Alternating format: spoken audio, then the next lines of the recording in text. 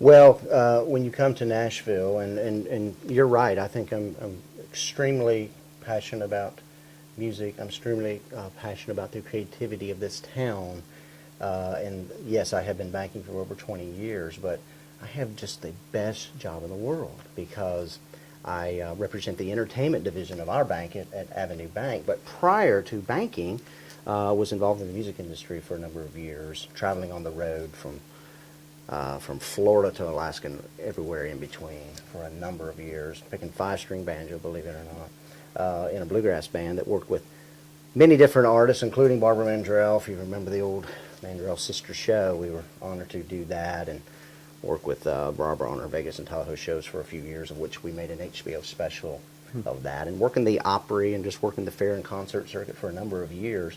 After I came off the road, I actually signed a writing deal, had a publishing deal for 3 years with Mike Curb over Curb Publishing. So when I sit down with a client, whether they're new to town or they're fairly established in their career, whether they're a writer or whether they're an artist, I can really understand where they're coming from because I live that world. So to answer your question, when someone is coming to town and they're really wanting to begin to establish a career here, it's very important. The banking relationship is extremely important for a number of reasons. To kind of set a foundation of Nashville and Middle Tennessee, number one, we are very blessed with a very stable economy here. One reason is because it's a very diverse economy.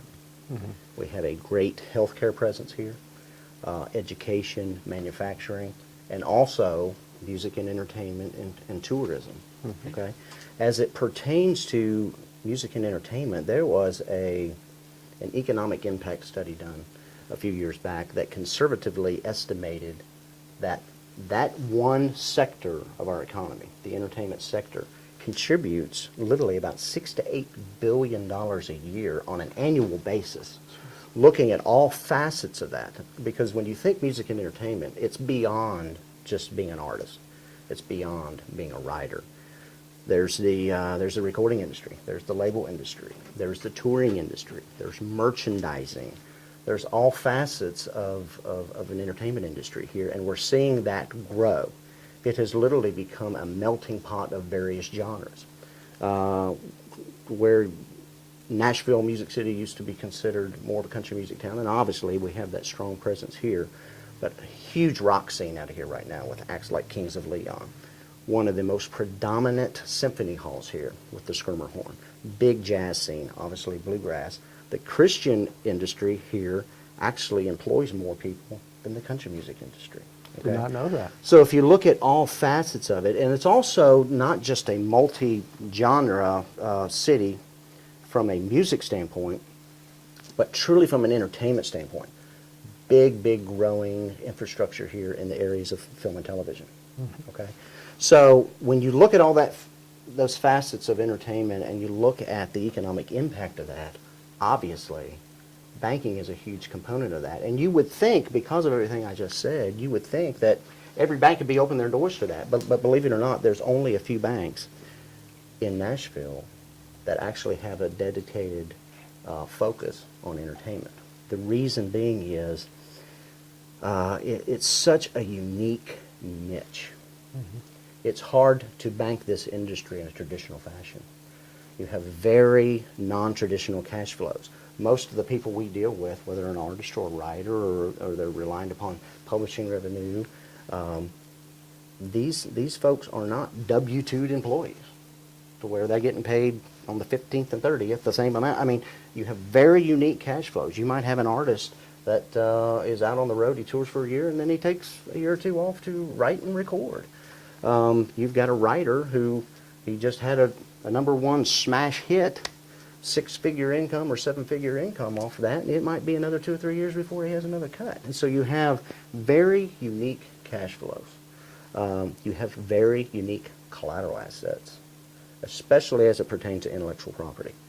So if you're dealing with performance rights, those revenue streams that are derived off mechanicals, synchronization royalties, if you get into publishing catalogs, Many times when we're dealing with people, they will collateralize loans with those catalogs. Well, you have to have a bank that has the unique understanding of how to evaluate that catalog, evaluate those revenue streams, and has the comfort level to actually lend against in a transaction like that. Okay, so you have to have a bank that has the understanding, has the expertise, has the experience, but also is supportive of that. So when you come to town, you might find a banker, an individual who just really loves what you do. But having the support of just that one individual banker without the support of the institution as a whole, it's going to be very difficult to get things done. Mm-hmm. Because many times banks, again, in a traditional fashion, they want to see something in a nice little box. Well, there's not much in the music industry that fits in a nice little box with a bow on it. So it's very important to understand that, and to also to have the relationships within the community. Because I think Nashville is extremely special when it comes to the music industry versus New York or versus LA, in that truly what happens here, rather than it being spread out, as it is in New York and LA. What happens here happens right here on a few streets. It is truly a community. And the community likes to do business with the community. And so having those relationships and dealing with a bank and a banker who has that support and that expertise is vital. Because, and you need a bank that's going to support you in every facet of your career, from the very beginnings to when you go on to hopefully be extremely successful in whatever facet you're doing, whether you're an artist or a writer or publisher or whatever. So many times when someone's coming to town, and I have some real life examples of this, and honored to say so, that someone comes to town with great dreams, great aspirations, and I thank God that they can come here with those. But they don't have much going on. They don't really have any relationships, and they're just getting started. And many times, while they're building that career, they're having to work the regular job.